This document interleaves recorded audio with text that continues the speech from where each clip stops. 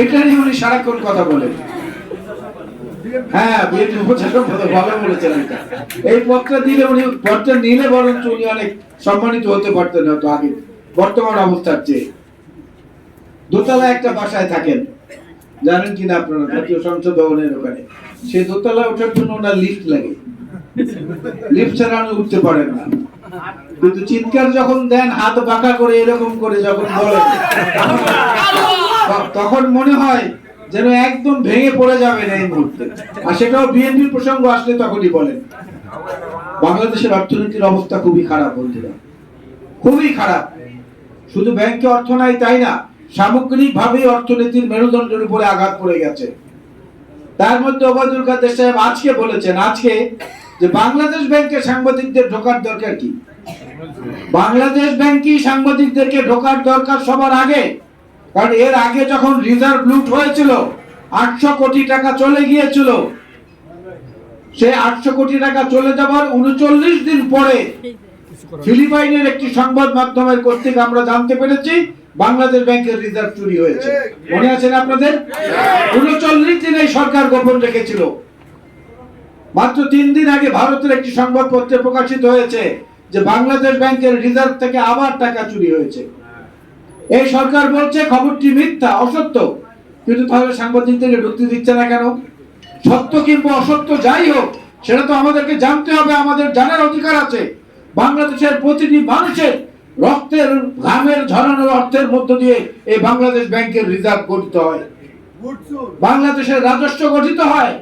রাস্তার পাশে যে অন্ধ ভিক্ষুক, যে পঙ্গু ভিক্ষুক, সে সারাদিন ভিক্ষা করে যদি 500 টাকা আয় করে, সেও বাংলাদেশের রাজস্ব তহবিলে যোগান দিচ্ছে। এই জাতীয় বাজেটে তারও অবদান আছে। কারণ ওই লোকটি যখন দোকানে গিয়ে তার নিত্যদিনের জিনিসপত্র কেনেন, সেখান থেকে তার ভ্যাট কিন্তু দোকানি কেটে নেয়। এই ভ্যাট তো সরকারের খাতে জমা হচ্ছে। তো বাংলাদেশ ব্যাংক তো সবার কাছে দায়বদ্ধ, কেন দিবে না? এবারও কি আমরা 39 দিন পরে কিংবা 49 দিন পরে জানতে পারবো যে বাংলাদেশ থেকে আবার রিজার্ভ চুরি হয়েছে কত হাজার কোটি টাকা? এরকম একটা আশঙ্কা কিন্তু বাংলাদেশের মানুষ করছেন। আজকে প্রধান বিচারপতি বলছেন যে বৈষম্যের কারণে কেউ যেন ন্যায় বিচার থেকে বঞ্চিত না হয়। প্রধান বিচারপতি গতকালকেই সাগররণী হত্যাকাণ্ডের মামলা আবার 8 বারের মতো আবার পিছিয়েছে, 108 বার আবার পিছিয়েছে, 108 বারের মতো। এই তদন্ত রিপোর্টটাই আজ পর্যন্ত জমা হয় নাই। এরকম দুজন প্রখ্যাত সাংবাদিক, তাদের সেই মামলার বিষয়ে আজ পর্যন্ত তদন্ত শেষ করতে পারলো না। এত বড় বৈষম্যের একটা উদাহরণ আপনার চোখের থাকার সামনেও আপনি আবার বড় বড় গলায় কথা বলেন।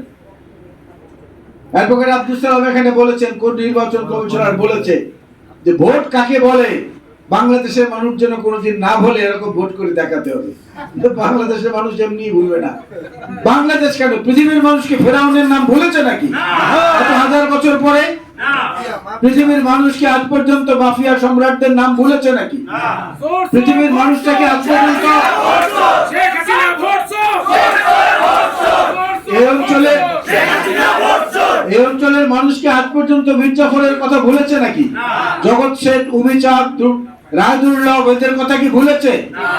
এদের কথা যেভাবে ভুলে নাই, মোহনলাল, মীরমর্দন, এদের কথাও মনে রেখেছে, সিরাজদৌল্লার কথাও মনে রেখেছে এখন পর্যন্ত।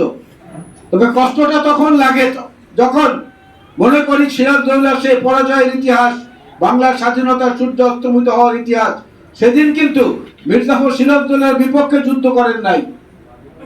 মির্জাফরের অধীনে সৈন্যরা কিন্তু ব্রিটিশদের পক্ষে যুদ্ধ করেন নাই, শুধু নীরবে চুপচাপ দাঁড়িয়েছিলেন যেন সিরাজদৌল্লার পতনটা হয়।